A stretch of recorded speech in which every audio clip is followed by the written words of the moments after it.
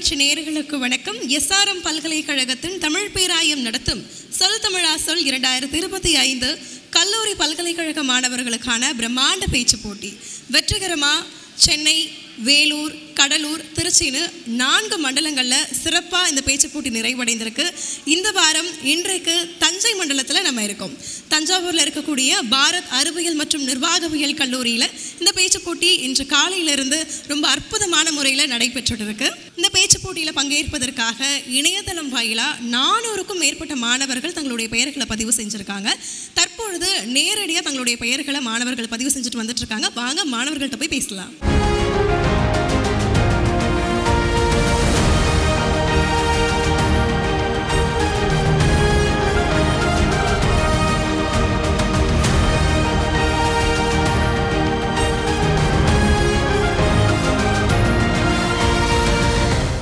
நம்ம கூட அவங்க பேரை பதிவு பண்ணுறதுக்காக மாணவி ஒருத்தவங்க காத்துட்ருக்காங்க. அவங்க கிட்ட பேசலாம்.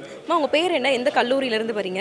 தலைப்புகள்லாம் கொடுத்துருக்காங்க இல்லையா, அந்த தலைப்புகளில் எந்த தலைப்பு வந்தால் நல்லா பேசுவேன்ற எதிர்பார்ப்போடு நீங்கள் வந்திருக்கீங்க? என் பேர் கா சுபிக்ஷா. நான் வந்து பாரத் அறிவியல் நிர்வாகவியல் கல்லூரி தஞ்சாவூர்லேருந்து வந்திருக்கேன். எனக்கு எந்த தலைப்பு வந்தால் நல்லா இருக்குன்னா, எங்கும் தமிழ் எதிலும் தமிழ், அந்த தலைப்பு வந்தால் நல்லா இருக்கும்னு எதிர்பார்க்குறேன். நீங்கள் ஆசைப்பட்ட தலைப்பு வரணும்னு நாங்களும் வாழ்த்துறோம். வாழ்த்துக்கள். என் பேர் லலித் கிஷோர், சாஸ்திரா பல்கலைக்கழகத்தில் வந்திருக்கேன். ஓகே, நேற்று தலைப்புகள்லாம் உங்களுக்கு வெளியிட்டிருப்பாங்க இல்லையா, அந்த தலைப்புகளில் எந்த தலைப்பு வந்தால் நான் நல்லா பேசுவேன் அப்படின்ற எதிர்பார்ப்போடு நீங்கள் இருக்கீங்க? அறமும் அரசியலும் நல்ல தலைப்பு, அதில் பேசிடலாம்னு நினைக்கிறேன். அறமும் அரசியலும் அப்படின்ற தலைப்பு வந்தால் எதை நோக்கி உங்களுடைய கருத்துகள் இருக்கும்? அந்த கருத்துக்களை எங்களுக்கு சும்மா ஏதாவது 4 வரிகள் சொல்ல முடியுமா? இன்றைய அரசியல் சூழ்நிலை எப்படி இருக்குது, என்னென்ன திட்டங்கள் மக்கள்கிட்ட கொண்டு போய் சேர்த்தா அது அறத்தை மக்கள்கிட்ட வலியுறுத்தும், அந்த மாதிரியான கருத்துக்கள் பேசலாம் அந்த மாதிரி தோணுது. என் பேர் முத்தரசி. நான் பெரியார் மணியம்மை அறிவியல் மற்றும் தொழில்நுட்ப நிகர்நிலை பல்கலைக்கழகத்திலேருந்து வரேன். நேற்று தலைப்பு பார்த்தோன்னே எல்லாமே கொஞ்சம் எளிதாக இருந்த மாதிரி தான் இருந்துச்சு. எனக்கு எங்கும் தமிழ் எதிலும் தமிழ் தலைப்பு வந்தால் நல்லாயிருக்கும்னு நினைக்கிறேன். ஏன்னா தமிழ் அப்படின்றது நம்ம எல்லாருக்குமே தாய்மொழி. அதை பற்றி நமக்கு நிறையவும் தெரியும், கண்டிப்பாக சொல்லியும் ஆகணும், நிறைய பேருக்கு விழிப்புணர்வு கொடுத்தாகணும். நான் டாக்டர் MS சுவாமிநாதன், வேளாண்மை கல்லூரி மற்றும் ஆராய்ச்சி நிலையம் ஈச்சங்கோட்டையிலேருந்து வந்திருக்கோம். நாங்கள் இந்த காம்படிஷனில் பார்ட்டிசிபேட் பண்ணுறதுக்காக ரொம்ப நாளாக ஸ்டடீஸ் பண்ணியிருக்கோம். இப்போ எந்த டாபிக் வந்தால் நான் நல்லா பேசுவேன் அப்படின்னா, தஞ்சையோட சிறப்புகள். நமக்கே தெரியும் தஞ்சையோட சிறப்பு அப்படிங்கிறது எண்ணிலடங்கா. பிரகதீஸ்வரர் கோயில் ஆரம்பித்து சரஸ்வதி நூலகம் அப்படின்னு நம்ம சொல்லிக்கிட்டே போகலாம். மேலும் SRM தமிழ் பேராயம் இந்த வாய்ப்பை ஏற்படுத்தி கொடுத்துருக்காங்க. 1 lakh வரைக்கும் ப்ரைஸ் சொல்லியிருக்காங்க. அவங்களுக்கு நான் ரொம்ப தேங்க்ஸ் சொல்லிக்கிறேன்.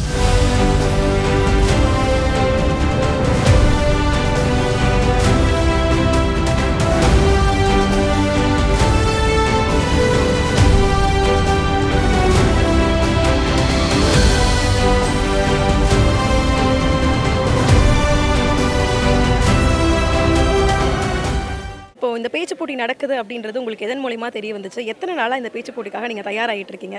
மற்ற மண்டலங்களில் நடந்த போட்டிகள்லாம் பார்த்தீங்களா? நான் பார்த்தேன். இதை 10 நாள் கிட்டேருந்தே நான் ப்ராக்டிஸ் பண்ணிகிட்ருக்கேன். இது எது மூலியமாக தெரிஞ்சதுன்னா, நாங்கள் ஃப்ரெண்ட்ஸு அவங்கெல்லாம் இது பண்ணி தான் எனக்கு தெரிஞ்சது. ஓகே, எல்லா தலைப்புகளுக்கும் தயாராக இருக்கீங்களா? எந்த தலைப்பு நான் நல்லா பேசுவேன்ற எதிர்பார்ப்போடு இருக்கீங்க? எல்லா தலைப்புக்கும் தயாராக தான் வந்திருக்கேன். ஆனால் தஞ்சாவோட சிறப்புகள் அப்படிங்கிறதுக்கு தான் நான் ஆசைப்படுறேன். இந்த தலைப்பு நான் ரொம்ப அருமையாக பேசுவேன் அப்படின்னா எந்த தலைப்பு சொல்லுவீங்க? வரலாற்று நாயகன் ராஜராஜ சோழன் பேசுவேன். ஏன்னா அவர் கிட்டத்தட்ட 1000 ஆண்டு காலம் கழிச்சியும் வரலாற்று சிறப்பில் ஒரு பெரிய இடத்துல தஞ்சை பெரிய கோவில் இருக்குது. கிட்டத்தட்ட 80 திருமுறைகளை நமக்கு திருப்பி கொடுத்ததுக்கு ஒரு மிகப்பெரிய காரணம் அப்படின்னா அது ராஜராஜ சோழன் தான். இன்னும் சொல்லப்போனால் அவருடைய அந்த சிற்பக்கலை இன்றைக்குமே பிரமிக்கத்தக்க விதத்தில் இருக்குது. இன்னும் போற்றத்தக்க விதத்தில் மற்ற நாடுகளும் வியந்து பார்க்குற அளவுக்கு இருக்குன்னா நிச்சயமாக அது ராஜராஜ சோழனால் மட்டுமே முடிந்ததுன்னு தான் சொல்ல முடியும். தஞ்சாவூர் மாவட்டத்துக்கும் 6 தலைப்புகள் கொடுத்துருக்காங்க. இதில் எந்த தலைப்புக்கு நீங்கள் ரொம்பவே ப்ரிப்பேர் ஆகி வந்திருக்கீங்க? அரசியல் அறம். ஏன்னா அரசியல் அறம் இப்போ இருக்கிற யங் ஜென்ரேஷன் எங்களை போன்ற இளைஞருக்கு அரசியலை பற்றி சுத்தமான விழிப்புணர்வு இல்லை. ஸோ இப்போ தான் என்னோடய வயது 18. ஸோ எனக்கு இப்போ தான் நான் முதல் ஜனநாயக கடமையை 2026 பண்ண போகிறேன். ஸோ ஆனால் எல்லா இளைஞர்களுக்கும் அரசியல் விழிப்புணர்வு வரணும்னு நான் வேண்டுறேன்.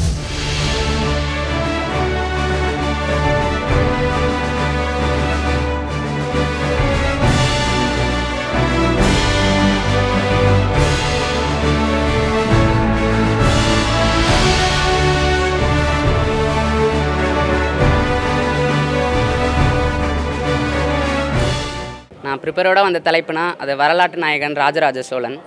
எனக்கு வரவே கூடாத தலைப்புனா இந்த தஞ்சை மண்டலத்தை பற்றி.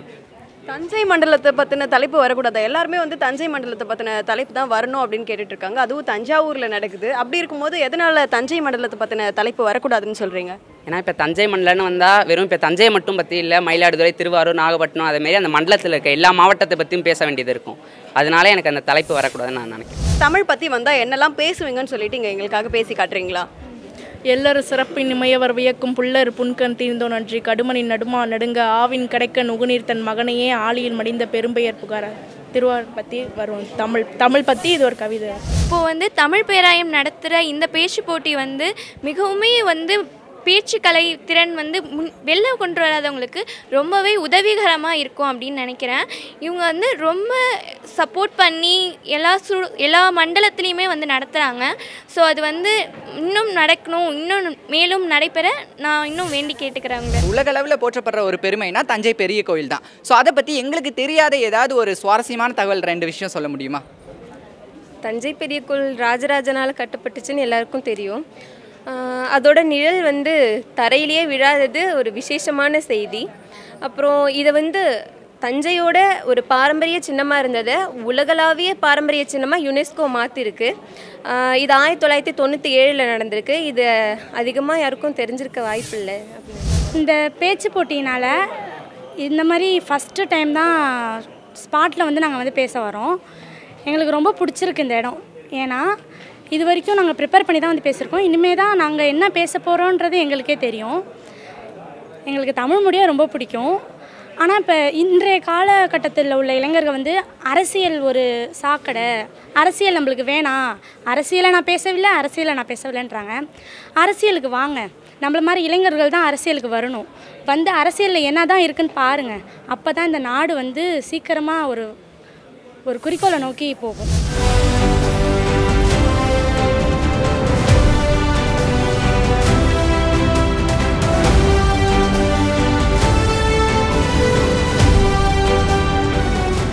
நான் இன்று பேச எடுத்துக்கொண்ட தலைப்பு அரசியல் அறம். அரசியல் பிழைத்தோருக்கு அறம் கூற்றாகும், உரைசால் பத்தினியை உயர்ந்தோர் ஏற்றுவார் என்கிறது சங்கத்தமிழ். திருவாரூரை தலைநகராக கொண்டு ஆட்சி புரிந்த மனுநீதி சோழன் பசுவிற்கு நீதி வழங்க தன் சொந்த மகனே தேரை ஏற்றி கொண்டது நீதிற்கு மற்றொரு சிறந்த எடுத்துக்காட்டு. இயற்கையை போற்றுவோம். மரமின்றி நீர் இல்லை, நீரின்றி மனிதன் இல்லை, மனிதன் இல்லை என்றால் உலகமே இல்லை. அதை எப்பொழுதுதான் புரிந்து கொள்வார்களோ? எதிர்காலம் இயற்கையை நம்பியே இருக்கிறது.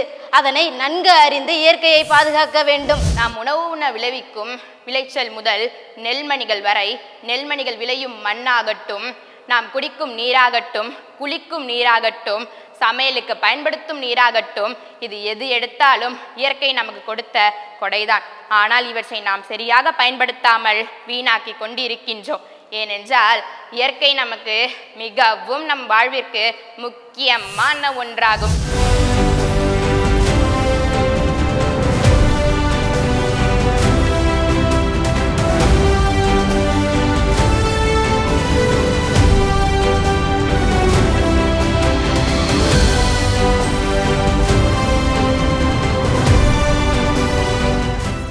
இயற்கையை சேதம் செய்வதும் நம் தாய் தந்தையரை சேதம் செய்வதும் ஒன்றுதான் என்பது என்னுடைய வாதமாக இருக்கிறது. முதலில் நெகிழிப்பை, அந்த நெகிழிப்பையை தடை செய்தது அந்த அரசாங்கம் மக்கள் பயன்படுத்துவதற்கு தடை செய்ததை தவிர அதை உற்பத்தி செய்வதை தடை செய்யவில்லை. உற்பத்தி செய்வதை தடை செய்தால் மட்டுமே நெகிழி பயன்பாட்டை குறிக்க முடியும். தமிழ் என்பது ஒன்றுதான். அதை செந்தமிழ், கொடுந்தமிழ் என்று இரண்டாக பகுத்து கூறுவார்கள். அதனை இயல், இசை, நாடகம் என்று மூன்றாக சொன்னாலும் அறம், பொருள், இன்பம், வீடுபெறு என்ற 4 பொருளை தந்த போதிலும் குறிஞ்சி, முல்லை, மருதம், நெய்தல், பாலை என்ற 5 திணைகளாக இருக்கிறது. இந்த 5 திணைகளோடு மட்டும் நம்முடைய தமிழ் மொழி இருந்திருந்தது என்றால் தமிழ் எங்கோ இருந்தது, எதிலோ இருந்தது என்று சொல்லியிருப்பேன். ஆனால் இன்ற கணினி உலகத்திலும் சரி, இணைய உலகத்திலும் சரி, 6வது திணையாக இணையத்திலும் நம்முடைய தமிழ் மொழி நீக்கமர நிறைந்திருக்கிறது என்றால் இந்த உலகில் எங்கும் எதிலும் தமிழ் ஒன்று ஆழமாக பதிந்திருக்கிறது என்ற கருத்தினை என்னால் உறுதியாக சொல்ல முடியும். மாதுளம் பழத்தில் முத்துக்களை பரல்களாக அடக்கியது எது? இறையா, இயற்கையா? இயற்கைதான், அனைத்திலும் இயற்கை. நாம் பார்க்கும் இடங்கள் அத்துணையிலும் இயற்கை. இயற்கை காலையில் எழுந்தால் சூரியன், மாலையானதும் நிலா என்று ஒவ்வொன்றிலும் இயற்கை கொட்டி கிடக்கிறது.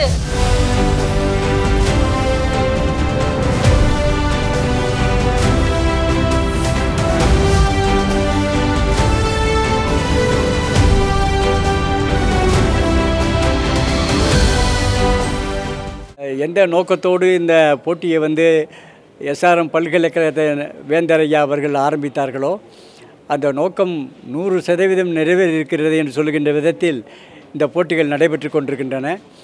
ஏற்கனவே 4 மண்டலங்களில் போட்டிகள் நன்முறையில் நடைபெற்றிருக்கின்றன. 5வது மண்டலமாக தஞ்சாவூர் மண்டலத்தில் இன்று இந்த போட்டி இங்கே நடைபெற்று கொண்டிருக்கிறது.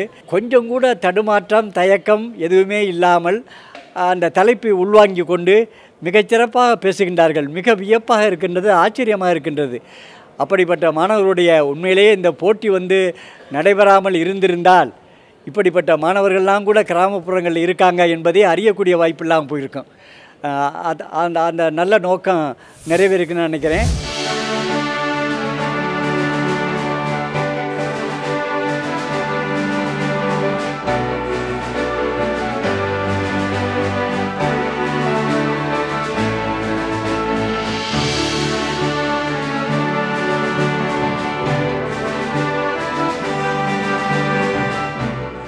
தஞ்சாவூரில் இருக்கக்கூடிய பாரத் அறிவியல் நிர்வாகவியல் கல்லூரியில் இந்த வாரம் போட்டி நடைபெற்றுட்டு இருக்கு. நம்ம கூட இந்த கல்லூரியினுடைய முதல்வர் முனைவர் கே. குமாரையா இருக்காங்க, அவங்க கிட்ட பேசலாம். ஐயா பாரிவேந்தர் அவர்களின் வழிகாட்டுதலின் பேரில் 40 லட்சம் பரிசு தொகையுடன் சொல் தமிழா சொல் 2025 நிகழ்ச்சி நமது தஞ்சை பாரத் கல்லூரியில் தற்போது 5வது மண்டலமாக நடைபெற்று கொண்டிருக்கிறது.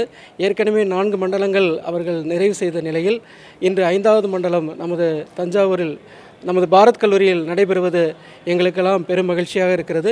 இந்த நிகழ்ச்சி இங்கு நடைபெறுவதற்கு அனுமதி வழங்கிய எங்களது கல்லூரியின் செயலரம்மா திருமதி புனிதா கணேசன் அவர்களுக்கு இத்தருணத்தில் எங்களது மனமார்ந்த நன்றியை தெரிவித்துக் கொள்கிறோம். அம்மா அவர்கள் உலக தமிழ் மாநாடு நிகழ்ச்சியில் கலந்து கொள்வதற்காக வியட்நாம் நாட்டிற்கு சென்றுள்ளார்கள். அவர்களுடைய வாழ்த்துக்களை தெரிவித்துக் கொண்டிருக்கிறார்கள். இந்நிகழ்ச்சி இங்கு சிறப்பாக நடைபெறுவதற்கு நான் மற்றும் என்னுடன் சேர்ந்து எனது கல்லூரி பேராசிரியர்கள் மாணவர்கள் அனைவரும் ஒருங்கிணைத்து செயல்பட்டு வருகிறோம்.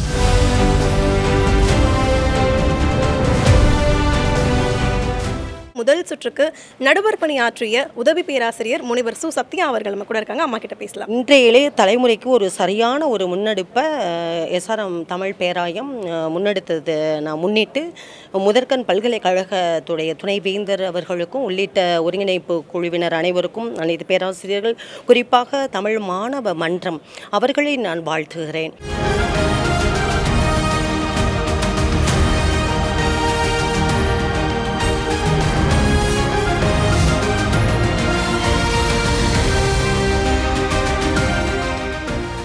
முதல் சுற்றுக்கு நடுவர் பணியாற்றிய சொற்பொழிவாளர் முனைவர் பாழ நந்தினி அம்மா இருக்காங்க, அவங்க கிட்ட பேசலாம். எதிர்பார்த்த அளவுக்கு பாதிக்கு பேர் நல்லா பேசினாங்க, சிலர் தான் ப்ரிப்பேர் இல்லாமல் வந்துட்டாங்க.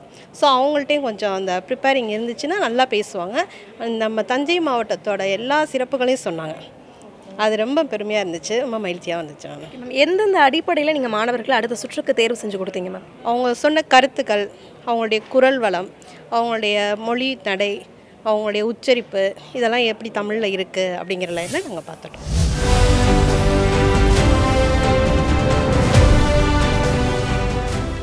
பாரிவேந்தர் அன்று முல்லைக்கு தேர் கொடுத்தார். ஆனால் இன்றைய எஸ்ஆர்எம் பாரிவேந்தரோ தமிழ் பிள்ளைகளுக்கு தேரோட்டி வருகிறார். அதுவும் சாதாரண தேர் அல்ல, அந்த தமிழ் தேருக்குள் 40 லட்சம் ஊக்கத்தொகையாக தமிழ் கல்லூரி மாணவர்களுக்கு இருக்கிறது என்பதுதான் பெருமை. இந்த நிகழ்ச்சியில் பல்வேறு மாணவர்கள் துறைதோறும் தமிழுக்கு தொண்டு செய்ய வேண்டும் என்றார்கள். தேமதுர தமிழோசை தெருவெல்லாம் பரவ வேண்டும் என்றார்கள். இந்த தஞ்சை மண்டலத்தில் மத்தியானம் காலையிலிருந்து பார்த்தோம்னா இங்கே மாணவர்கள் அவர்கள் உச்ச ஸ்தாதியில் அங்கே நின்று தஞ்சை தெருக்கள் முழுக்க பேசிக்கொண்டு ஒத்திகை பார்த்து கொண்டிருக்கின்றார்கள்.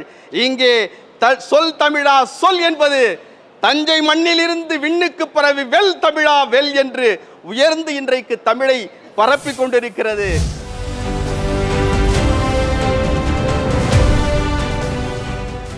எஸ்ஆர்எம் பல்கலைக்கழகத்தின் தமிழ் பேராயம் நடத்தும் சொல் தமிழா சொல் 2025 கல்லூரி பல்கலைக்கழக மாணவர்களுக்கான பிரம்மாண்ட பேச்சு போட்டி இன்றைக்கு காலையிலிருந்து தஞ்சாவூர் மண்டலத்தில் ரொம்ப சிறப்பான முறையில் நடைபெற்றிருக்கு. முதல் சுற்றும் நிறைவடைந்திருக்கு. 100க்கும் மேற்பட்ட போட்டியாளர்கள் பங்கேற்ற இந்த முதல் சுற்றிலிருந்து 2வது சுற்றுக்கு 30 நபர்கள் தேர்வாகியிருக்காங்க. அந்த 30 நபர்கள் யாருன்னு பார்க்கலாம். இந்த 30 மாணவர்கள் யார் அப்படின்றத இப்போ நான் அறிவிக்க இருக்கேன். நான் அறிவிக்கக்கூடிய பதிவு எண்கள் கொண்ட நபர்கள் மேடைக்கு வந்துருங்க. 30 நபர்களில் முதல் நபர் பதிவு எண் 5013 மாச மலர்விழி.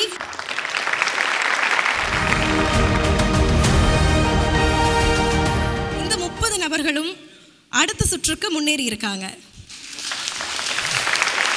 நம்முடைய பேச்சு போட்டியின் முதல் சுற்றுக்கு நடுவர் பணியாற்றிய நடுவர்களுக்கு நினைவு பரிசினை வழங்குவதற்காக தமிழ் பேராய தலைவர் அவர்களையும் செயலர் அவர்களையும் பணிவன்போடு மேடை கழிக்கிறோம். நம்முடைய முதல் சுற்றிற்கு நடுவர் பணியாற்றிய உதவி பேராசிரியர் முனைவர் சு சத்யா அவர்களை மேடை கழிக்கிறோம்.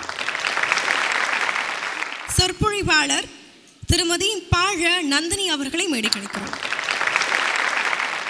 இசையமைப்பாளர் பேச்சாளர் ரமேஷ் ராஜா அவர்களை மேடை கழிக்கிறோம்.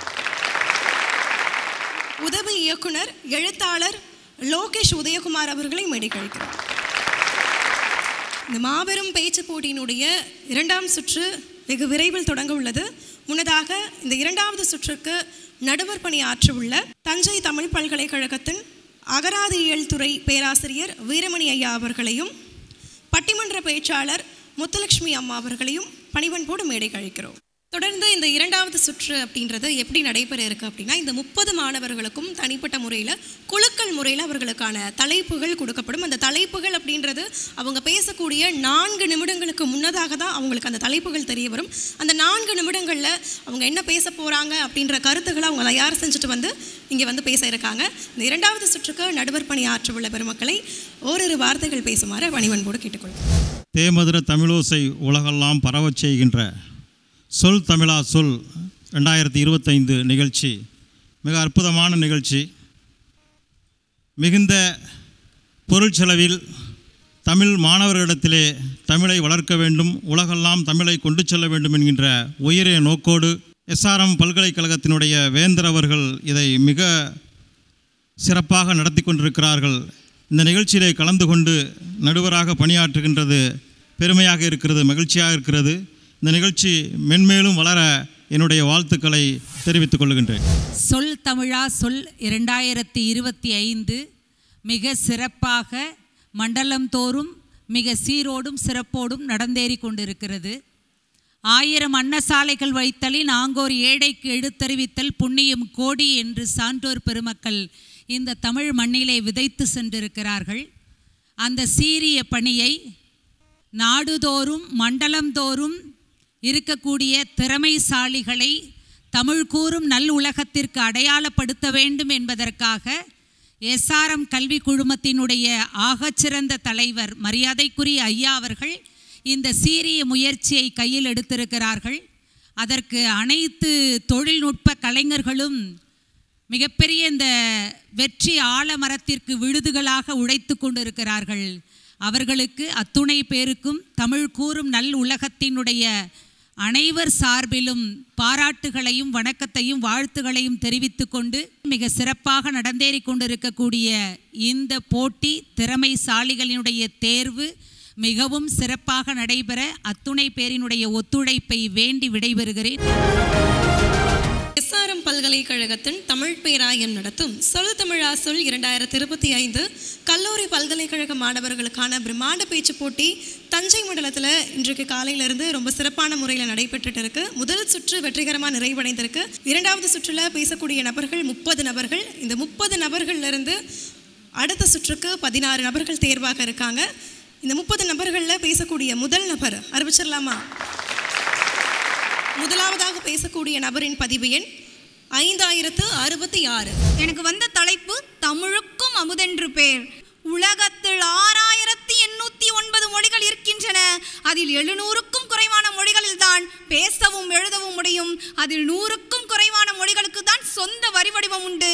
இவை அனைத்திற்கும் மூல மொழியாக விளங்குவது 6. அவை தமிழ், சமஸ்கிருதம், எபிரேயம், அரபி, லத்தீன் போன்றவையாகும். இதில் சில எழுத்துக்களுக்கு பேச்சு விளக்கு கிடையாது. பழங்காலத்து சீனர்கள் பேசுவது இன்றைய கால சீனர்களுக்கு புரியாது. இன்றைய சீனர்கள் பேசுவது பழங்காலத்து சீனர்களுக்கு புரியாது. இதுதான் பிற மொழியின் நிலைமை. ஆனால் என் தாய்மொழி தமிழோ தனிமை, தாய்மை, தூய்மை, இளமை, இனிமை, வளமை, முன்மை, வளமை என செம்மொழிக்கே உரிய 16 பண்புகளையும் கொண்டது. இன்றைக்கு எப்படி இருக்கிறது? வயல்களிலே உற்பத்தி செய்த நெல்லை சேகரிப்பதற்கு கூட இடமில்லாமல் இருக்கிறோம். நம்ம நாட்டிலே நிலவுக்கு செல்வதற்கு நாம் அத்தனை வசதிகளையும் செய்துவிட்டோம். ஆனால் அந்த நெல்லை பாதுகாத்து வைப்பதற்கு நாம் இந்த மண்ணிலே என்ன செய்து இருக்கிறோம்? மழை பொழிந்தால் மழை பொழிய வேண்டும் என்று ஒரு காலகட்டத்தில் இறைவன்களை வேண்டிக் கொண்டிருக்கிற நாம் மழை எதற்காக பொழிய வேண்டும்? விவசாயம் காப்பதற்காக மழை பொழிய வேண்டும் என்று பேசிக்கொண்டிருந்த நாம் விவசாய நெல் அறுவடை செய்த பிறகு வீதிகளிலே விவசாயத்தின் நெல் இருக்கும் நேரத்தில் மழைகளால் அது வீணாக போய் கொண்டிருக்கிறது. அதை நினைத்து வருத்தப்படுகிற நாம் அதற்கு ஏதாவது ஏற்பாடுகளை செய்திருக்கிறோமா? அனைத்திற்கும் அரசியல்வாதிகளை பார்த்து கொண்டிருக்கிற நாம் நெல் வீணாக போகிறதே, சாவடி இல்லாமல் இருக்கிறது நெல்லுக்காக வருத்தப்படுகிறோம். மழையினால் சேதமடைந்த நெல்லுக்கு நாம் ஊதியம் வாங்கி தந்து கொண்டிருக்கிறோம். ஆனால் சேகரித்த நெல் பழுதடைந்து போனால் அந்த மானியம் கொடுத்திருக்கிறோமா? அந்த விவசாயிகளுக்கு மாற்று ஏற்பாடு செய்திருக்கிறோமா என்பதை பேச வேண்டிய கட்டாயத்தில் நாம் இருக்கிறோம். வயலில் விளைச்சல் இல்லை, உழவுக்கு நீர் இல்லை என்று எங்கு சென்றாலும் உழவை பற்றி மட்டுமே பேச்சாக உள்ளது. இதற்கெல்லாம் காரணம் யார்? நாம் தானே. அதை என்றாவது சிந்தித்ததுண்டா? ஒரு வாய் உணவு நமக்கு நன்றாக இருந்தால் அதை சமைத்தோர் நமக்கு நினைவு வருகிறார்கள். ஆனால் அதை விதைத்தோர் என்றாவது இது நினைவு வந்ததுண்டா? என்றும் இல்லாத புது நாளாக உழவர் திருநாள் நாம் கொண்டாடுகிறோம். அன்றாவது உழவர்களை மதிக்கிறோமா? ஆஹா. ஏதாவது ஒரு இடத்துக்கு போனால் அங்கே சாப்பிடுவோம். சாப்பிட்டுட்டு என்ன பண்ணுவோம்? நல்லா இருக்குது. அதுவே கொஞ்சோன்னு உப்பு அதிகமாக போயிட்டா போதும், யாரா சமைச்சது, சாப்பாடு எல்லாமே போச்சு அப்படிங்க வேண்டியது. சரி, அதையும் விடுங்க. உழவர்கள் நெல்லை எப்படிலாம் அறுவடைக்கிறாங்கன்னு ஒரு நாளாவது நம்ம போய் பார்த்ததுண்டா? நமக்கெல்லாம் எங்கெங்க அதுக்கு நேரம் இருக்குது? நம்மளோட நேரம் என்ன? தொலைபேசியில் கடலை போடுறது. இதுக்கு தான் நம்ம நேரம் செலவழிச்சிட்டு இருக்கோம். உழவு தொழில் ஒரு உன்னதமான தொழில். நம் நாடு நிமிர்ந்து நிற்கிறதுக்கு நமக்கு விவசாயம் மிக மிக மிக முக்கியமான ஒன்று. வேற்றுமையில் ஒற்றுமை, அதுதானே நம் நாடு. எவ்வளவு வேற்றுமைகள் நம்முள் இருப்பினும் நாம் அனைவரும் ஒற்றுமையாக இருக்க வேண்டும். அதுதான் இந்த சமுதாயத்தை நல்வழியில் நடத்தி செல்கிறது என்று சொல்வேன் நான். அதையும் தாண்டி நம்முடைய கல்லூரிகளில் எல்லாம் இந்த சமூக நல்லிணக்கத்திற்காகவே தான் பல விழாக்கள் கொண்டாடப்படுகின்றன. எல்லா கலாச்சாரத்தையும் கொண்டாடுகிறோம்.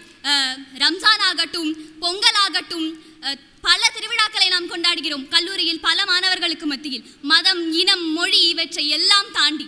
அப்படி என்றால் சமூக நல்லிணக்கத்தை நாம் கல்லூரியில் இருந்தே போதிக்க வேண்டும் என்று சொல்வேன். பிறப்புக்கும் எல்லா உயிர்க்கும், தொழில் வாரியாக இருந்தாலும் சரி, பிறப்பு வாரியாக இருந்தாலும் சரி, நாம் அனைவரும் மனிதர்கள் என்ற எண்ணத்தை நாம் கொண்டிருக்க வேண்டும். அனைவரிடமும் அன்பாக பழக வேண்டும். யாராக இருந்தாலும் சரி, ஆசிரியர்களிடம் எப்படி பழகுகிறோம், பேராசிரியர்களிடம் எப்படி பழகுகிறோம், நண்பர்களிடம் எப்படி பழகுகிறோம், அதே போலதான் ஒரு கடைநிலை ஊழியரிடமும் பழக வேண்டும். அதுதான் நமக்கு சமூக நல்லிணக்கத்தை கொண்டு வருகிறது என்று சொல்வேன். எதிர்காலம் இளையோர் கையில். இந்திய தேசம் வளர்ந்து கொண்டிருக்கும் ஒரு தேசம். ஆனால் இந்த தேசத்தை பார்த்து வளர்ந்த நாடுகள் அனைத்தும் பயந்து நடுங்கும். நம்முடன் நட்புறவு கொள்ள வேண்டும் என்று துடிக்கும். ஏனென்று சொன்னால் இந்தியாவில் தான் 17 வயதிலிருந்து 30 வயதுக்கு உட்பட்டோர் அதிகமாக இருக்கிறார்கள். அவர்களை தான் நாம் இளைஞர் என்று கூறுகிறோம். இந்த இளைஞர்கள் தான் ஆக்கப்பெரிய சக்தி என்பதை உலக நாடுகள் அனைத்தும் அறிந்து வைத்திருக்கிறது. அதனால்தான் இந்திய தேசத்தினுடனான நட்புறவு கொள்ள வேண்டும் என்று சீன தேசமும், அமெரிக்க தேசமும், ரஷ்ய தேசமும், ஜெர்மனியும் போட்டி போட்டுக்கொண்டு முன் வருகிறார்கள்.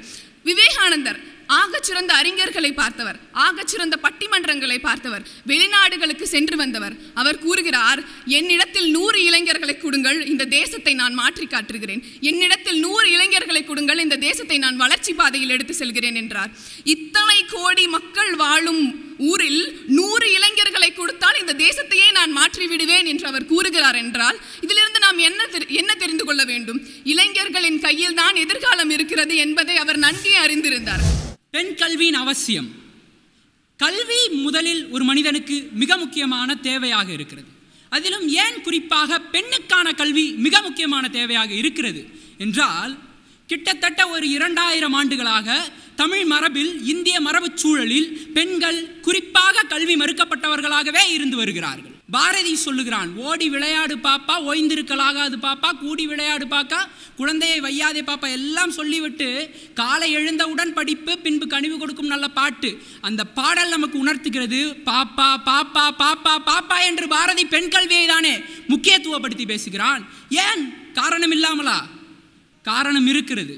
ஏனென்றால் இந்த சாதிய அடுக்குகளில் இந்த மதவாத அடுக்குகளில், இந்த இனபேத அடுக்குகளில் பெண்கள் என்பவர்கள் அடுக்கப்பட்ட மூட்டைகளில் அடிமூட்டையாக இருந்து வருகின்றனர். ஒரு ஆணுக்கு இந்த சமூகம் கொடுக்கும் சகல உரிமைகளையும் ஒரு பெண்ணுக்கு கொடுப்பதே இல்லை. காலம் காலமாக கணவன் இறந்துவிட்டால் வாழ தகுதியற்றவள் ஒரு பெண் என்று சமூகம் கற்பித்தது. அதை மாற்றிய புரட்சியாளர் அம்பேத்கரும் பெரியாரும் முன்னெடுத்ததால் இந்த இவ்வளவு பெரிய கல்லூரி நிர்வாகத்தை ஒரு பெண் நிர்வகித்து வருகிறாள் என்றால் அது மிகப்பெரிய பெருமை அல்லவா? ஐயா, மனித வாழ்க்கையிலே சிறந்தது எது தெரியுமா? பெண்மையை போற்ற வேண்டும். இன்னைக்கு எத்தனையோ அரசியல்கள் பெண்ணை பற்றி புகழ்ந்து பேசுகிறார்கள். ஐயா, ஒரே ஒரு விஷயம் சொல்லவா? வாழ்க்கைக்கு மனிதன் எதை தேவை என்று பூர்த்தி பண்றது தமிழல்ல, வார்த்தைக்கு பெண்மைதான் தாய்மொழி என்ற தமிழை அங்கீகாரமாக கொடுக்கிறது. ஐயா, அரசியலிலே கட்சிகளிலும் சரி எல்லா அமைப்புகளிலுமே தமிழினுடைய பெருமையோடு பெண்ணையும் அரசியலிலே கட்சிப்படுத்துகிறாள். ஐயா, பெண்ணானவள் சிறந்த ஒரு பெண்ணாக வளர்வது, சிறந்த பெண்ணடிமைக்கான நிதர்சனத்தை உண்மையாக மாற்றுவது என்றெல்லாம் இருந்த காலம் போக இன்றைக்கு பெண்தான் உயர்ந்த இடத்திலே இருக்கிறாள் என்ற ஆட்சியை நிலைநாட்டுகிறது. வாசிப்பை நேசிப்போம். ஒரு தலைப்பை பற்றி தேர்ந்தெடுக்க வேண்டும் என்றால், அந்த தலைப்பை பற்றி செய்திகள் அலைய வேண்டும் என்றால் அவன் இணையத்தை நோக்குகிறானே தவிர கண்ணெதிரும் இருக்கும் அந்த புத்தகத்தை வாசிப்பதை அவன் தவிர்க்கிறான். இந்த சூழ்நிலை ஏன் ஏற்பட்டுகிறது? இந்த நவீன காலம் வளர்ந்தாலும் இன்றும் பலர் புத்தகத்தை படித்துக் கொண்டுதான் இருக்கிறார்கள். அவர்கள்தான் காலத்தில் நிலைத்து நிற்கிறார்கள். இன்றைய சமுதாயத்தில் நாம் பெரும்பாலும் பேசப்படுபவர்கள் பெரியார், அண்ணா போன்ற தலைவர்கள். நாம் அவர்களை இன்றும் போற்றப்படுகிறோமே, அதற்கு காரணம் ஏன்? அந்த காலத்தில் அவர்கள் புத்தகத்தை நேசித்தார்கள். உலகை மக்களை நேசிப்பதை தாண்டி புத்தகத்தை நேசித்ததனால் மட்டும்தான் இன்று நாம் அவர்களை அறிஞர்களாக கருதப்படுகிறோம். சமூக நல்லிணக்கம். ஒரு சமூகம் என்பது தன்னை சார்ந்தவர்களையும் பாதுகாப்பது. அதில் நல்லிணக்கம் என்னவென்றால் ஒருவரின் நலன் கருதி நாம் அவரை போற்றுதல். ஒரு சமூக நல்லிணக்கம் கொண்ட இந்தியா, தந்தை பெரியாரை தந்த இந்தியா, மகாத்மா காந்தியடிகளை தந்த இந்தியாவில் பிறந்து கொண்டு இன்றும் நம்மில் பல்வேறு ஏற்றத்தாழ்வுகள் இருந்து கொண்டுதான் இருக்கிறது. எங்கே இல்லை ஏற்றத்தாழ்வு? படிக்கும் கல்லூரியில் ஒரு சாதியை கொண்டு ஒரு மாணவனை இழிவு செய்கிறார்கள், அங்கே சமூக நல்லிணக்கம் இழக்கப்படுகிறது. எங்கே சமூக நல்லிணக்கம் இருக்கிறது தெரியுமா? அனைவர் முன்னிலையிலும் பெண் சுதந்திரம் கொடுத்து என்னை இங்கு பேச வைத்துள்ளார் பாருங்கள், அங்கே சமூக நல்லிணக்கம் உள்ளது. போதைப் பொருட்கள் நீர்பானங்களிலோ புகைகளிலோ மட்டுமே இருந்தாலே தவிர எவரேனும் சிறிய குழந்தைகள் கூட மாறி இருக்க மாட்டார்கள். ஆனால் இன்றளவில் நடப்பது என்ன தெரியுமா? தனது நிக கண்களில் ஒரு போதைப் பொருளை வைத்து மாணவர்களால் பயன்படுத்தப்படுகிறது. இந்த போதைப் பொருட்கள் முதியோர்களிடம் இருந்தால் என்னிடம் கவலை இருக்காது. பாவம், என்ன செய்தார்கள் பள்ளி கல்லூரி மாணவர்கள்? அந்த போதைப் பொருட்கள் மிக அதிகமாக இருக்கும் இடமே அங்குதானே. அது பள்ளிக்கூடம், கல்லூரி. அது என்ன போதை தயாரிக்கும் இடமா? இல்லை போதையை பழக்கம் கொள்ளும் இடமா? அந்த இடத்திலே போதையை முற்றிலுமாக அளித்தோம் என்றால் நம் சமுதாயம், நம் தமிழகம் போதை பழக்கம் இல்லாத ஒரு தமிழகமாக விரைவில் முன்னேறிவிடும் என்பதை இந்த இடத்திலே நான் தெரிவித்துக் கொள்கிறேன். பொதுவாக இந்தியர்களால் கண்டுபிடிக்கப்படுகின்ற அறிவியல் தொழில்நுட்பங்கள் அனைத்தும் ஆக்கப்பாதையில் மட்டும்தான் இருக்கிறது. காரணம், அவர்களுடைய அறிவியல் தொழில்நுட்பம் என்பது இன்டர்நெட் அல்ல, அது சங்க காலத்திலேயே தொடங்கி இருக்கிறது. அணுவில் தொடங்கி அறுவை சிகிச்சை வரை அனைத்தையும் என் அவ்வை பாட்டி பாடி இருக்கிறார். இன்று நாம் அறிவியலை பயன்படுத்தாத மனிதர்கள் என்பவர் யாரேனும் இருப்பார்களா என்று கேட்டால் அதற்கான பதில் கேள்விக்குறியாகத்தான் இருக்கும். ஆக்கப்பாதையில் அறிவியல் என்ற ஒரு தலைப்பில் எனக்கு மேலோங்கிய கருத்தாக தெரிவது சோதனை குழாய் குழந்தை. எத்தனையோ தாய்மார்கள் எல்லாம் தனக்கு குழந்தைகள் இல்லை என்ற ஏக்கத்தோடு வருந்தி கொண்டிருந்த காலத்தில் அவர்களை கவலைகளை போக்குவதற்காக அறிவியலில் கண்டுபிடிக்கப்பட்ட ஒரு தொழில்நுட்பம் தான் சோதனை குழாய் குழந்தை. அந்த முறையின் மூலம் எத்தனையோ தாய்மார்கள் பிள்ளைகளை பெற்று தன்னுடைய வாழ்க்கையில் ஒரு வெற்றியை அடைந்ததாக எண்ணுகிறார்கள் அல்லவா? அந்த மகிழ்ச்சியை ஏற்படுத்தியது அறிவியல். அதுதான் ஆக்கப்பாதையில் அறிவியல் என்ற தலைப்பு. இன்று எத்தனையோ இடங்களில் ஆள் குழாய்களில் மாட்டிக்கொண்ட குழந்தைகளை மீட்பதற்கான எத்தனையோ திரைப்பட காட்சிகளை பார்த்திருப்போம், செய்தித்தாளில் கேட்டிருப்போம். இன்றைய காலகட்டத்தில் அந்த ஆள் குழாயில் விழுந்த குழந்தையை கூட ஒரு இயந்திரம் காப்பாற்றுகிறது என்றால் அதுதான் ஆக்கப்பாதையில் அறிவியல் என்ற தலைப்பிற்கான உதாரணம்.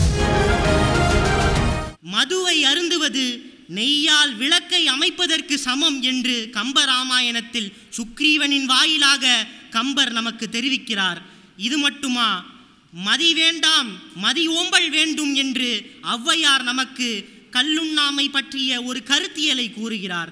மேலும் உன்னற்க கல்லை உணிலுண்க சான்றோரால் எண்ணப்பட வேண்டாதார் என்று கல்லுண்ணமைக்கு எதிரான ஒரு கருத்தியலையும் இளைஞர்கள் பின்பற்ற வேண்டிய ஒரு மாண்பையும் வள்ளுவர் பெருந்தகை இளைஞர்களுக்கு கூறுகிறார்.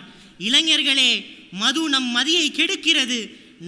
நம் லட்சியங்களை நோக்கி ஓட வேண்டிய காலத்தில் இருக்கும் நாம் மதுவின் பக்கமும் போதைகளுக்கு அடிமைகளாகும் பக்கமும் திகழவா வேண்டும் என்று யோசித்து பாருங்கள்.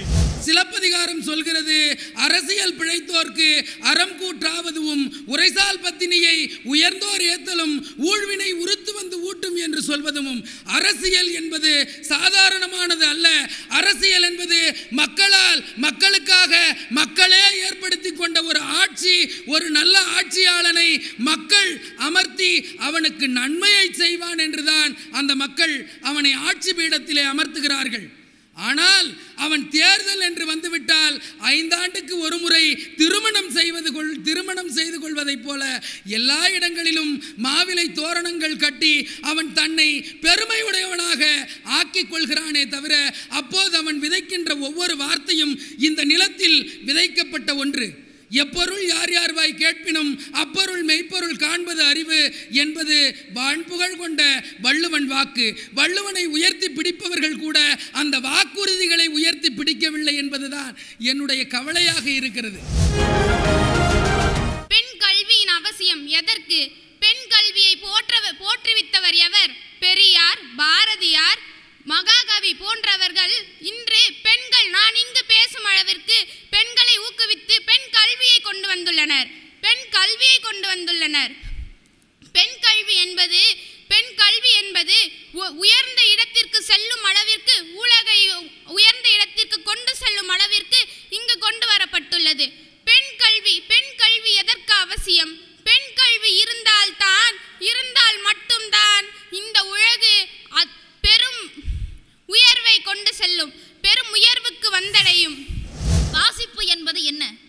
நாம் வேலை வாய்ப்பிற்கு செல்ல வேண்டும், ஒரு நல்ல ஊதியத்தை ஈட்ட வேண்டும் என்பதற்காக மட்டும் கல்வி கற்பது உண்மையான கல்வியாகாது. தன்னுடைய இறுதி மூச்சு வரை படித்துக் கொண்டிருந்தார் உமர் முக்தார் அவர்கள்.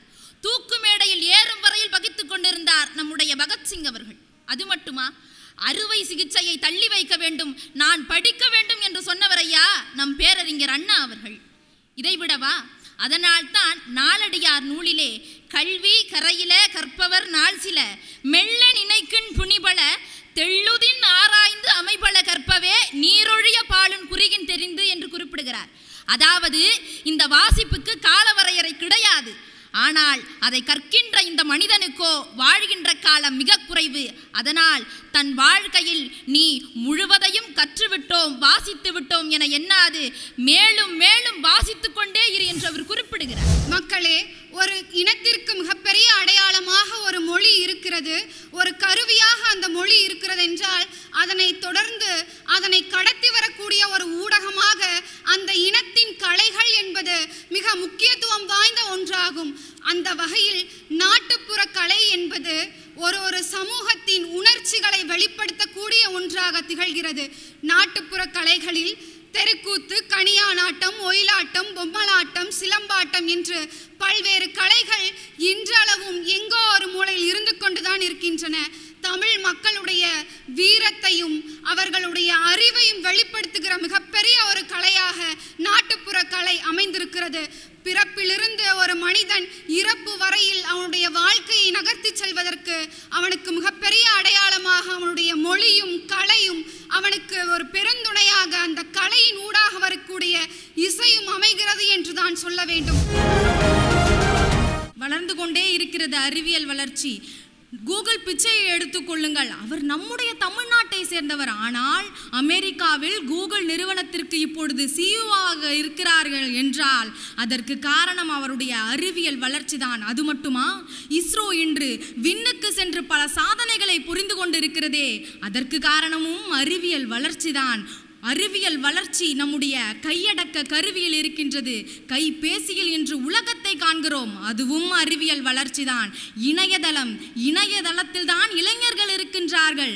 நல்லதும் அங்குதான் இருக்கின்றது, கெடுதலும் அங்குதான் இருக்கின்றது. ஆனால் அந்த அறிவியல் வளர்ச்சி நம்முடைய கைக்குள் இருக்கின்றதற்கு காரணம் தமிழனுடைய அறிவு, அந்த அறிவியல் வளர்ச்சிதான்.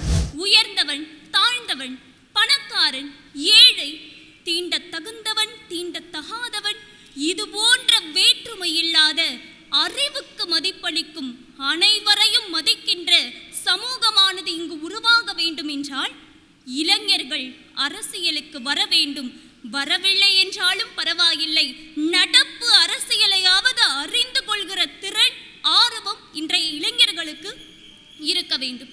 அனைத்து கட்சிகளை மீறி, சாதிகளை மீறி, மதங்களை மீறி, எல்லா வேற்றுமைகளையும் மீறி ஒற்றுமையோடு, இந்தியன் என்ற ஒற்றுமையோடு நாம் வாழ வேண்டும் என்பதுதான் அரசியலாக இருக்க வேண்டும்.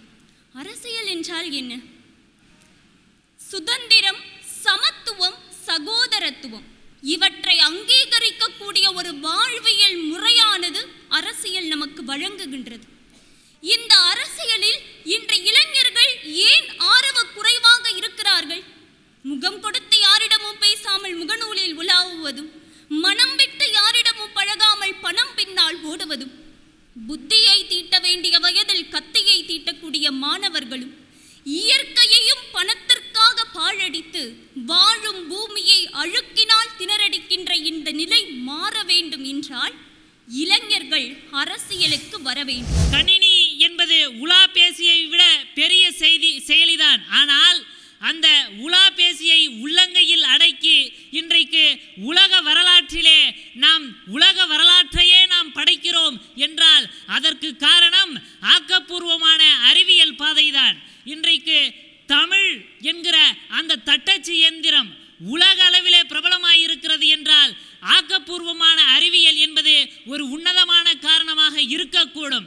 அது மட்டுமா, இன்றைக்கு உலகமே உற்று பார்க்கும் வகையிலே அமையக்கூடிய நிலவினுடைய தென்துருவத்திலே சந்திரயான் 3 என்கிற அந்த விக்ரம் லேண்டரை இறக்கிய பெருமை நம்முடைய தமிழ்நாட்டை சார்ந்த வீரமுத்துவேல் என்கிற அந்த தமிழருக்குத்தானே சாரும்.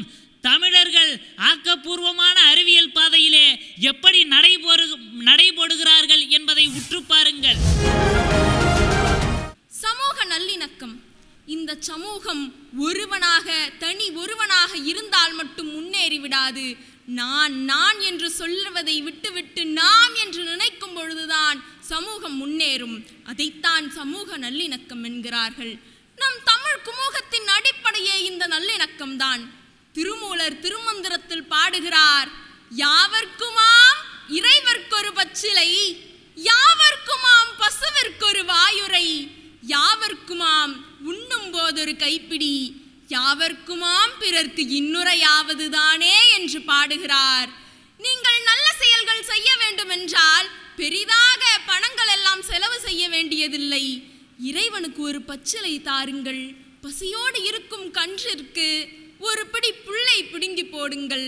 இல்லை என்றால் நீங்கள் விருந்தாக உண்ணும் உணவை பசியோடு இருக்கும் வறியவருக்கு இடுங்கள், அதுவே நல்லது என்கிறார். இப்படி சமூக நல்லிணக்கத்தை வலியுறுத்தி முன்னேறிய தமிழ் குமுகம் பெரும் பண்பட்ட நாகரிகத்தை கொண்டிருந்தது. நாட்டுப்புற கலைகள் அப்படி என்றால் ஒரு மனிதனின் உணர்வை மிக சரியாக எளிமையாக மற்றவர்களுக்கு உணர்த்தக்கூடிய ஒரு கருவியாகத்தான் விளங்குகிறது நாட்டுப்புற கலைகள். இப்பொழுதெல்லாம் நமக்கு சில பெயர்களே தெரிவதில்லை. முன்னொரு காலத்திலெல்லாம் எந்த ஒரு கதையை எந்த ஒரு செய்தியை மக்களுக்கு எடுத்து செல்லணும்னாலும் அதை ஒரு நாடக வடிவில் தான் கொண்டு போவாங்க. ஏன், நம்ம தமிழே இயல் இசை நாடகம் அப்படிங்கிற முத்தமிழின் சிறப்பை கொண்டுதான் விளங்குகிறது. ஒருவருக்கு ஒரு செய்தியை எளிதில் புரிய வைப்பதற்கும் அதை நினைவில் கருத்தில் கொண்டு செல்வதற்கும் மிக முக்கியமாக விளங்குவது அந்த கலைகள் தான். பாரதியார் 20க்கும் மேற்பட்ட மொழிகளில் வல்லமை பெற்றவர். அவருக்கு தமிழ், தமிழ், சமஸ்கிருதம், ஆங்கிலம், தெலுங்கு, கன்னடம் என ஏராளமான மொழிகளில் வல்லமை பெற்ற போதிலும் யாமறிந்த மொழிகளிலே தமிழ் மொழி போல் இனிதாவது எங்கும் காணோம் என்று உரைத்தார். ஆமாம், யாமறிந்த மொழிகளிலே தமிழ் மொழி போல் இனிதாவது எங்கும் காணோம். கணியன் பூங்குன்றனார் 3000 ஆண்டுகளுக்கு முன்னரே உலகிற்கு உறக்கச் சொன்னார், யாதும் ஊரே யாவரும் கேளு. இதன் அர்த்தம் என்ன? இந்த உலகத்தில் உள்ள அனைத்து ஊரும் என்னுடைய ஊர், இந்த உலகத்தில் உள்ள அனைவரும் என்னுடைய சொந்தக்காரர்கள். இதைத்தான் ஐரோப்பாவிலே ஒரு பல்கலைக்கழக நுழைவாயிலில் இந்த ஒரு வாக்கியம் இடம்பெற்றிருக்கிறது என்று சொன்னால், எதற்காக நான் இங்கு கணியன் பூங்குன்றனாரையும் பதிவிடுகிறேன் என்று சொன்னால், நான் விரும்பும் கவிஞர்களை, தமிழ் கவிஞர்களை தனித்தனியாக பிரித்து பார்க்க எனக்கு மனதில்லை, அனைவரையும் ஒன்றாகத்தான் பார்க்கிறேன். பாரதிதாசன் அருமையாக ஒரு பாடலில் பதிவிட்டிருப்பார், கனியிட ஏறிய சுளையும் முற்றல் களையிட ஏறிய சாரும் பனிமலர் ஏறிய தேனும் காய்ச்சி பாகிட ஏறிய சுவையும் நனிப்பசு பொழியும் பாலும் தென்னை நொழ்கிய குளிரன நீரும் இனியன என்பேன் எனினும் தமிழை என்னுயிர் என்பேன் கண்டேன். ஒரு மனிதன் புத்தகங்களை வாசித்தால்தான் ஒரு மனிதனை நேசிக்க முடியும். ஏனென்றால் புத்தகத்தில் படிக்க படிக்க நம் சிந்தனைகளை வளர்ப்பதில் ஐயமில்லை. ஏனென்றால் அந்த புத்தகங்களை படிக்க படிக்க நம் சிந்தனைகளை தூண்டுகின்றது. ஏனென்றால் பெரியார் சொல்லுவார், நான் இறந்த பிறகு என் இல்லங்களை என்னால் பூக்களால் சரி செய்ய முடியாமல் என் மடியில் புத்தகங்களை வைத்து என்னை அடக்கம் செய்யுங்கள் என்று சொல்லிவிட்டு இறந்தார் அல்லவா? ஏனென்றால் அந்த புத்தகங்களை வாசிப்பதன் மூலம் மனிதனை புது புது விஷயங்களை கற்றுக்கொள்ள முடிகிறது, புது புது எண்ணங்களை ஏற்றுக்கொள்ள முடிகிறது அல்லவா? ஏனென்றால் ஒரு புத்தகத்தை வாசிக்கும் போது நாம் புதிதாய் பிறக்கின்றோம். கம்பன் வாழ்ந்த அதே காலத்தில் தான் கவிராசன் ஒட்டக்கூத்தரும் கலிங்கத்து பரணி கண்ட ஜெயங்கொண்டரும் வெண்பாவிற்கோர் புகழேந்தியும் மூதூரை மொழிந்த மூதாட்டி அவ்வை பிராட்டி இன்னும் பல ஜாம்பவான்களும் எழுந்து வீரநடை போட்டார்கள். எனினும் அவர்களை எல்லாம் வீழ்த்தி குறுநிலம் மன்னனாக்கி மன்னாதி மன்னனாக கம்பன் திகழ்ந்தார். அதனால்தான் அவனுக்கு கம்பன் கவி சக்கரவர்த்தி என பெயர் வந்தது. ஆகையால் இன்றைக்கு புது கவிஞர்களிலும் சிலர் இந்த உலகத்தில் வலம் வந்து கொண்டுதான் இருக்கிறார்கள். ஒவ்வொரு போதைப் பொருளையும் தேடி கண்டுபிடித்து அதற்குள் இருக்கும் தீங்கு அதனால் ஏற்படும் விளைவுகளை எல்லாம் மாணவர்களிடமும் குழந்தைகளிடமும் சொல்லி சொல்லி பேசி வருகிறோம். ஆனால் இதற்கெல்லாம் மூலப்பொருள் எங்கிருந்து கிடைக்கிறது என்பதை மட்டும் ஏன் தடை செய்ய மறுக்கிறோம்? ஒரு கவிஞர் ஒருவர் மிக அழகாக கேட்டார், குடித்துவிட்டு வாகனம் ஓட்டுவது மனித வெடிகுண்டுக்கு சமம் என்று சொல்கிறீர்களே, அப்பொழுது அதை விற்பது தீவிரவாதிக்கு சமமா என்று கேட்டார். அவரை தேச துரோகி என்றார்கள். காரணம், இந்த நிலையில் போதை விழிப்புணர்வை பற்றி 1000 வசனங்கள் எழுதினாலும், போதை ஒழிப்பை பற்றி 1000 முறை பேசினாலும் அன்றாடம் போதைப் பொருள் ஏகபோகமாக விற்பனை செய்து கொண்டுதானே இருக்கிறது. என்னுடைய இந்திய நாட்டில் ஏதோ ஒன்று மூலையில் ஏதோ ஒன்று சம்பவம் நிகழ்கிறது என்றால் அதற்கு முதன்மை குரலாக ஒலிக்கிறது எது என்றால் என்னுடைய இளைஞர்களின் குரல் தான். தற்பொழுது நடந்து கொண்டிருக்கின்ற தனுஷ்கோடி ஆய்வுக்கூடத்தில் கூட இளைஞர்களுடைய முன்னெடுப்புகள் தான் முதன்மை வாய்ந்ததாக இருக்கிறது. இது மட்டுமல்லாமல் படிப்பறிவை ஒரு குற்றமாக எங்கள் மீது சுமத்தினீர்கள். இளைஞர்களால் தான் படிப்பறிவில் நாம் பின்தங்கி இருக்கின்றோம், தமிழ்நாடும் பின்தங்கி இருக்கின்றது. ஆனால் இன்றைய கணக்கெடுப்பின்படி நாம் பார்த்தோமானால் கேரளாவிற்கு நிகராக படிப்பறிவில் நம்முடைய தமிழகம் சமமாக வந்து கொண்டிருக்கிறது. இது மட்டுமா, தொழில்துறையிலும் அறிவியல் துறையிலும் அனைத்து துறைகளிலும் இளைஞர்களின் பங்கு முன்னெடுத்து கொண்டே போகின்றது. 2 அடி வாங்கினாலும் அதை வள்ளுவனிடம் வாங்குங்கள். நீரின்றி அமையாது உலகு என்றார். இன்று அடிக்கிணற்றில் தண்ணீர் இல்லை, அமிர்த மழையோ பொய்த்தது. வாடிய பயிரை கண்ட போதெல்லாம் வாடினேன் என்னும் வல்லராரின் வழி தோன்றல் அல்லவா நாங்கள்? எப்படி இருக்க முடியும்? அள்ளும் பகலும் உழைத்து அரஞான் கயிற்றுடன் அரைக்கோமன துடியோடன் தான் வளர்த்த பயிரை அடுத்த தலைமுறையாக கருதியவன் அல்லவா விவசாயி? அழுகிய பயிரை கண்டபோது அழுதிட்டான். டாக்டர் ஏபிஜே அப்துல் கலாம் அவர்கள் எங்கு சென்றாலும் கூறுவது ஒன்றே ஒன்றுதான், எதிர்காலம் இளைஞர்களின் கையில், மாணவர்களிடத்தில் தான் எல்லா பொறுப்புகளையும் ஒப்படைக்க வேண்டும் என்று கூறுவார். ஏனென்றால் அப்பொழுதுதான் அவர்களுக்கு தனித்திறன் உருவாகும். தன்னுடைய திறமையை ஒருவனால் கண்டறிய முடிகிறது என்றால் அவன் இந்த மண்ணில் ஜெயித்து விடுகிறான் என்பது அறிஞர்களின் கண்ணோட்டம். ஆம், தான் எப்படி என்று ஒருவனால் கண்டறிய முடிகிறது என்றால் அவனால் இந்த உலகை வெல்ல முடியும். அதனை போன்றுதான் ஒவ்வொரு இளைஞனும் தான் யார், தனக்கு பின்னால் என்ன இருக்கிறது, தான் என்ன செய்ய முடியும் என்று சிந்தித்தான் என்றால் இந்த எதிர்காலத்தையே வல்லமையாக மாற்றி அமைக்கக்கூடிய சக்தி இளைஞர்களிடம் மட்டும்தான் இருக்கிறது அல்லவா? பாண்டியனின் அவையில் முச்சங்கம் கொண்டாய் என் தாய் தமிழே, சோழர்களின் பெரிய கோவிலின் கோபுரத்தில் கூட நீதான் இருக்கிறாய் 247 அடியாக. தமிழில் ஓர் உயிரை கூட 1 முதல் 6ஆக பிரித்திருக்கிறான் என் தமிழன். இவ்வளவு ஏன், திசைகளை நாளாக முத்தமிழை கூட இயல் இசை நாடகம் என்று 3ஆக பிரித்திருக்கிறான். இன்னும் என்னவெல்லாம் கூறுவது என் தமிழை பற்றி? இயலை, இசையை, நாடகத்தை பற்றி கூறவா? என் தமிழின் பழமையை பற்றி கூறவா? 1ஆ 2ஆ 5000 ஆண்டுகள் பழமை கொண்டது என் தமிழ் மொழி. எஸ்ஆர்எம் பல்கலைக்கழகத்தின் தமிழ் பேராயம் நடத்தும் சொல் தமிழா சொல் 2025 தஞ்சை மண்டலத்திற்கான இந்த மாபெரும் பேச்சு போட்டியின் 2வது சுற்று வெற்றிகரமாக நிறைவு பெற்றிருக்கு. தற்பொழுது பாரத் அறிவியல் மற்றும் நிர்வாகவியல் கல்லூரியின் சார்பாக நமக்கு ஆசிரிய பொறுப்பாளர்களாகவும் மாணவ பொறுப்பாளர்களாகவும் பணியாற்றி இந்த போட்டியினை ஒருங்கிணைத்து செயல்படுத்துவதற்கு நமக்கு மிகுந்த உறுதுணையாக இருக்கக்கூடியவர்களுக்கு சான்றிதழ்களும் நினைவு பரிசுகளும் வழங்க உள்ளோம். சான்றிதழ்களையும் நினைவு பரிசுகளையும் வழங்குவதற்காக தமிழ் பேராய தலைவர் முனைவர் கரு நாகராசன் ஐயா அவர்களையும் செயலர் முனைவர் ஜெயகணேஷ் ஐயா அவர்களையும் மேடை கழிக்கிறோம். ஆசிரிய பொறுப்பாளர் முனைவர் சுதா அவர்களை மேடை கழிக்கிறோம். ஆசிரிய பொறுப்பாளர் முனைவர் கவிதா அவர்களை மேடை கழிக்கிறோம். முனைவர் அமுதசித்ரா அவர்களை மேடை கழிக்கிறோம். முனைவர் மகேஸ்வரி அவர்களை மேடை கழிக்கிறோம். முனைவர் சிவரஞ்சனி அவர்களை மேடை கழிக்கிறோம். தொடர்ந்து இக்கல்லூரியின் மாணவ பொறுப்பாளர்கள் அனைவரையும் அன்போடு மேடை கழிக்கிறோம்.